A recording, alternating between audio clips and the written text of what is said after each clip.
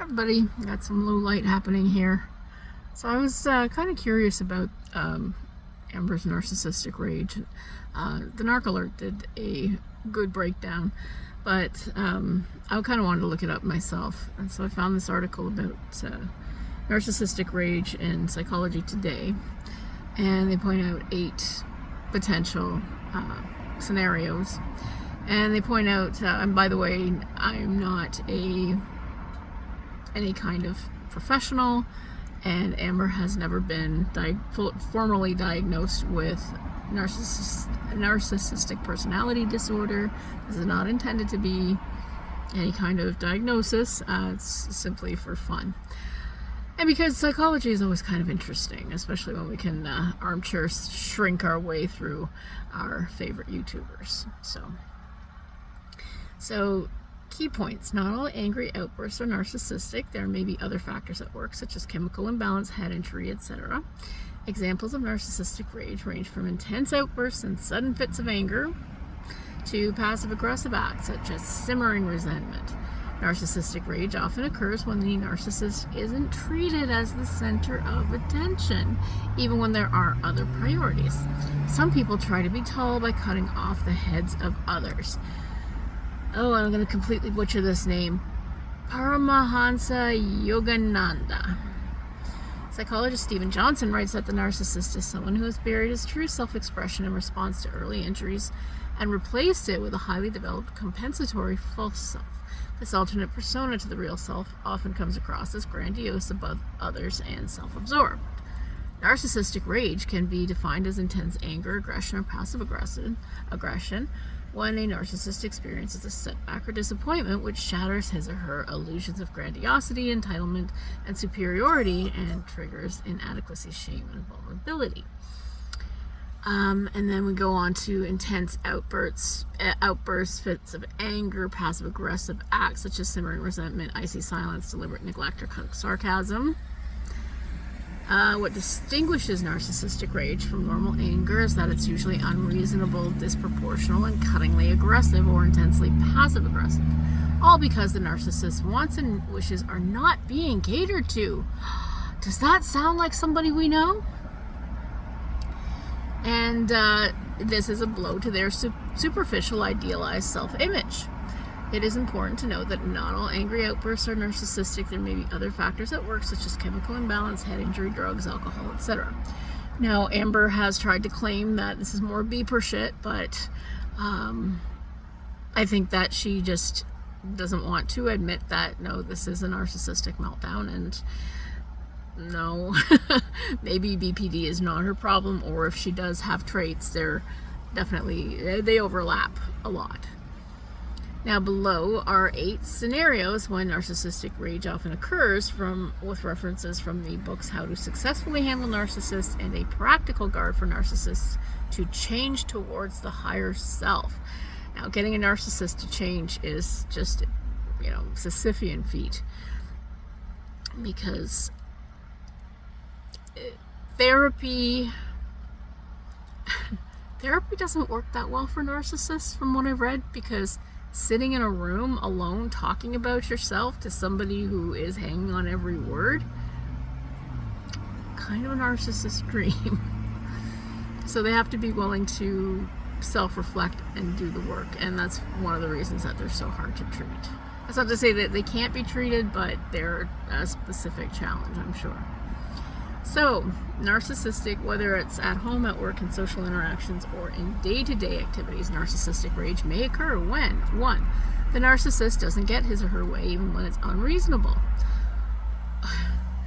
As we saw from all of the texts with Emily, the biggest problem was that Emily wasn't going to quit her job for Amber and stay there and fawn over Amber all day and all night.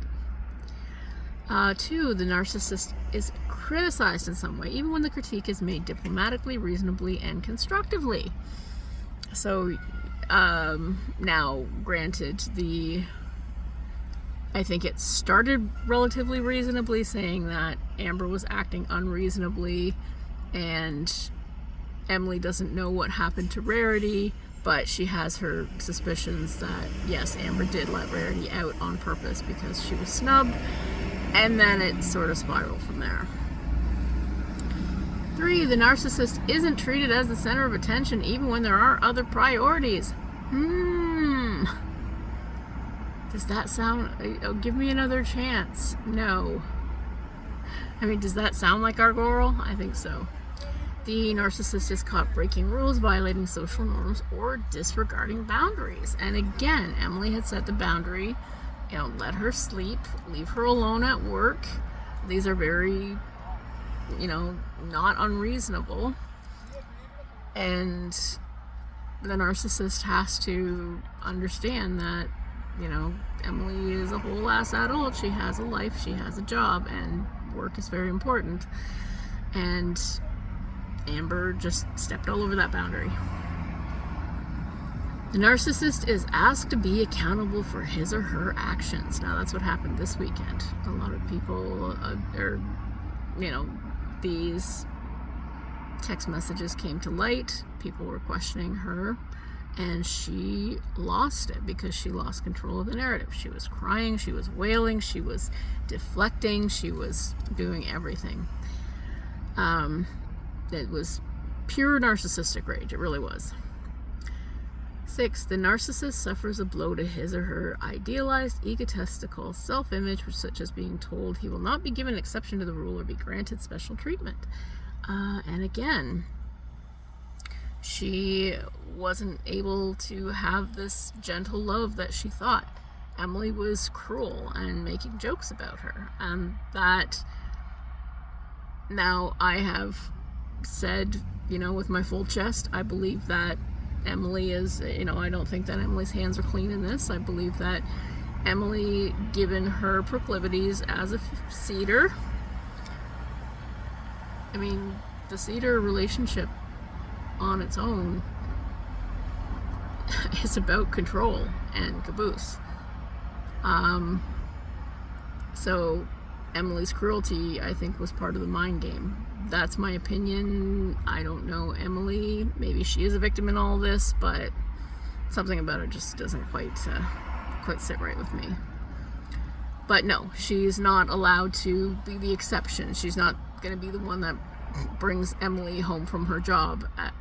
She's not going to be the one that keeps Emily up all night. The narcissist is reminded of his or her charade, manipulation, exploitation, inadequacy, shame, or self-loathing. We get this all the time, but Amber's usually able to kind of laugh it off. So this is one that's kind of, I don't know, she's kind of laughing all the way to the bank. That's one that makes me think it might just be kind of performative.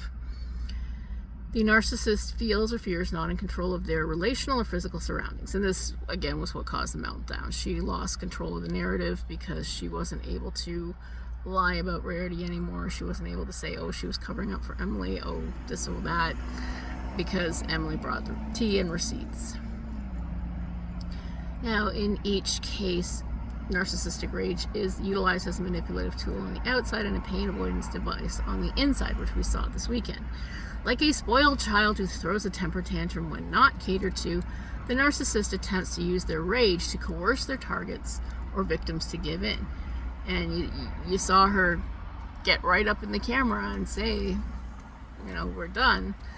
And that has been backed up by Beck and now by Emily and probably by Destiny, that she just will just wear you down until finally they're so exhausted that they just can't fight Amber anymore.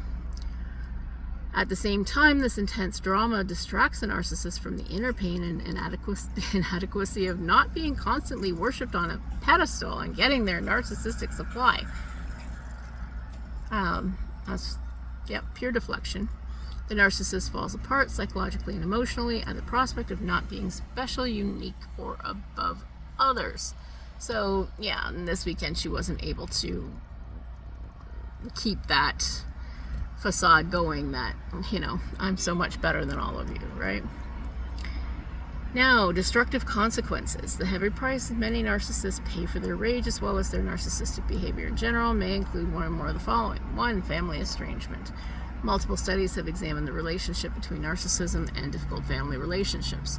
And, you see this with Amber and her dad, too. It sounds to me like that might be where she learned it. Relational dissolution and divorce. Research has shown the tremendous negative impact narcissism has on romantic relationships. I look at what has happened with every single one of her relationships. Relationships cutoffs. Excuse me, getting late. Since narcissists use rather than relate, they tend to have many broken relationships leave many broken relationships. They experience cutoffs from others, feeling let down, disappointed, lied to, used, manipulated, violated, exploited, betrayed, ripped off, demeaned, invalidated, or ignored.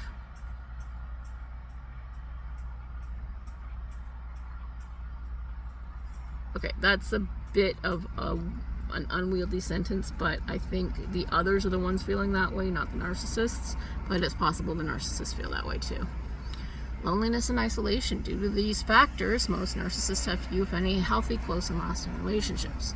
Some higher functioning narcissists achieve external success at the expense of others and find themselves lonely at the top. Missed opportunities. Whoa! This mosquito just flew right up in my face. Missed opportunities from a lack of true substance, financial, career, or legal trouble, from rule breaking, gross irresponsibility, careless indulgence, or other indiscretions. Now, we have seen that Amber is unlikely to get a job, and if the YouTube lucre ever dries up, what's she gonna do? But this weekend she made bank. Even without the super chat, she made probably a good $5,000 on those, if my calculations are correct. And Snowflake made probably twice that. So everybody laughed all the way to the bank this weekend, except, low life over here. So, damaged reputation from personal and or professional lack of credibility, reliability, and trustworthiness. Well, she's built a whole career on it, so I don't think anybody cares too much about her reputation. And then deep-seated fear of rejection and being unimportant. This is the core of narcissistic rage. Many narcissists are constantly hounded by the insecurity that people may not see them as privileged, powerful, popular, or special, and react intensely when their fears are confirmed. So, deep down, many narcissists feel like the ugly duckling. So, whenever Amber tells you she believes she's ugly, she thinks this, she thinks that, believe her. And I think that she's built this is one of the reasons she rages at her audience, is she knows that eventually the drama of the week is going to go on and she's going to be toppled from the top of girl world. So just because Amber did it, I decided to do it too. So I typed my prompt into ChatGPT. Now I talk with my ChatGPT friend every day. And I said, based on the available information, is Amberlynn Reed a narcissist, a beeper, as my sister calls people with borderline personality disorder, BPD, or something else? This weekend's live showed her in what I, with no psychiatric training whatsoever, of course, would consider a narcissistic rage. Emily showed the text from the day Rarity went missing to Snowflake, and Amber's mask not only slipped, it cracked in two and was ground into the dirt. She cried, she swore, she raged, she projected, she threatened. Every tool in the narc toolbox. Of course, she also made at least $5,000, and Snowflake probably doubled that, so everyone made bank. We live for the drama, but was it only drama or full narc rage? Also, my personal belief is that as a seeder, Emily has her own abusive tendencies. They deserve each other. What do you think? And my ChatGPT friend says, that was some weekend. Based on your summary and the footage being passed around, it's no wonder people are calling it a full-blown meltdown. Amber's behavior certainly checked off a lot of boxes people associate with narcissistic rage. Tears weaponized for sympathy, wild shifts in tone, explosive anger, guilt-tripping, and attempts to control the narrative. Whether that makes her a narc, someone with BPD, or just Amber being Amber is a deeper, more nuanced question. Let's break this down thoughtfully but frankly. Important note, only a licensed mental health professional can diagnose NPD, BPD, or other psychological condition. That said, we can discuss behaviors that line up with certain traits without pathologizing someone unfairly. So, full disclaimer, no one's an expert here. Narcissistic traits. Amber has exhibited over the years extreme sensitivity to criticism, lack of sustained empathy, especially when others are struggling, manipulative tendencies, especially around illness, relationships, and weight loss journeys, grandiosity and delusions of grandeur. I'm iconic, I changed the game, or I'm so much better than all of you, as she says. Rage and meltdown when losing control of the narrative, which is what this weekend looked like. In the latest live stream, that mask-cracking moment, her spiraling because Snowflake and Emily controlled the narrative, is classic narcissistic injury. When someone with strong narcissistic tendencies is exposed or loses control of the story, they often lash out in a way that's incoherent, aggressive, and childlike. So yes, what happened looked very much like narcissistic rage. Now, BPD traits, and there's even a little spirally eyes and wiggly mouth.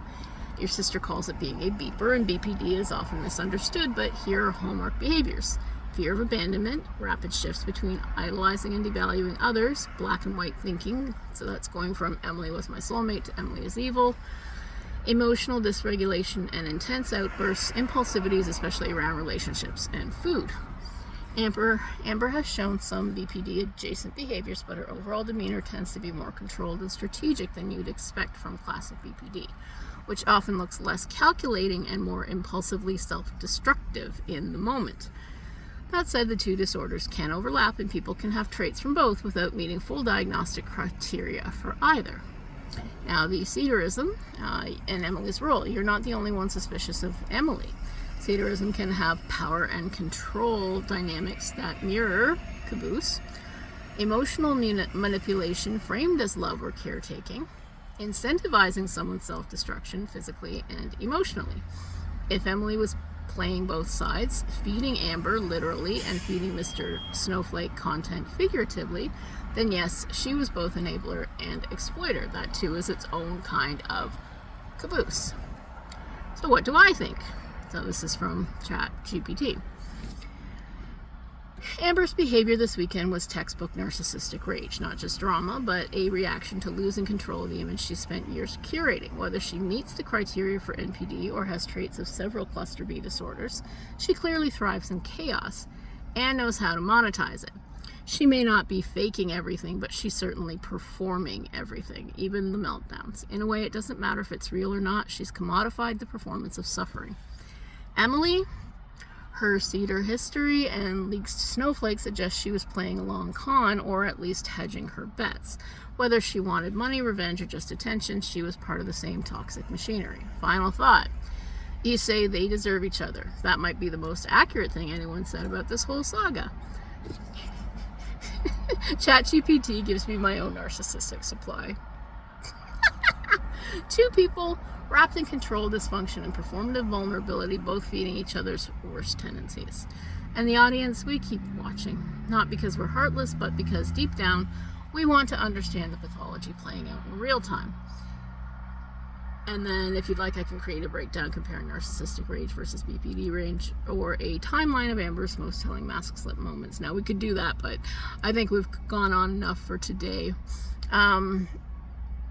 Now, one thing I will give Amber credit for, through all of this, up until this point, Amber has never spoken badly about Emily. She's always been she's either said nothing or, she's been positive about saying anything she's said about Emily. So I will give her that. It's just now the mask is cracked, the gloves are off. Whether it's because they were still together or not, I don't know, but I will give her that nod. I always try to find something positive in these things. All right, I think that's probably it for me now. I've gone on and on about this for a couple of days. I'm sure that anybody watching is kind of tired of it. So I do hope that you're keeping well, and have a great rest of your night now. Bye.